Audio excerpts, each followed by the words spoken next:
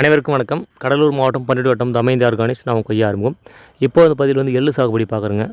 அதாவது இந்த எள்ளு சாகுபடி பார்த்திங்கன்னா பருவத்துக்கு ஏற்றவாறு பயிர் செய்யணும்னு சொல்லுவாங்க முன்னோர்கள். இப்போ நான் வந்து பருவம் தவறி பயிர் வைக்கும்போது அந்த பயிர்கள் எப்படி ஆகுதுன்னு பார்த்தீங்கன்னா, எள்ளோட தன்மை பார்த்து எள்ளு வந்து நல்லா வளர்ந்து நல்லா காய்கள் காய்ச்சது தான் அந்த எள்ளு.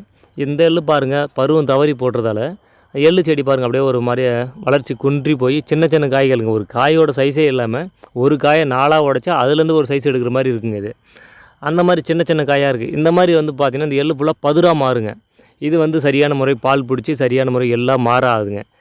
இது வந்து பார்த்தோன்னா ஏன்னா இந்த மாதிரி ஆகுனா, இந்த மாதிரி நாட்களில் வந்து பருவம் தவறி போகும்போது அதுக்கு தகுந்த மாதிரி தொடர்ச்சியாக மழை பெய்யுங்க. ஒரு மாதத்துக்கு வந்து எள்ளுலாம் பார்த்தா ஒரு மழைக்கே எள்ளு அதிகமாக தாங்காது. இது தொடர்ச்சியாக ஒரு மாதத்துக்கு 2-3 மழை பெய்யும் போது எள்ளு செடி வந்து வீணாக போயிடுங்க.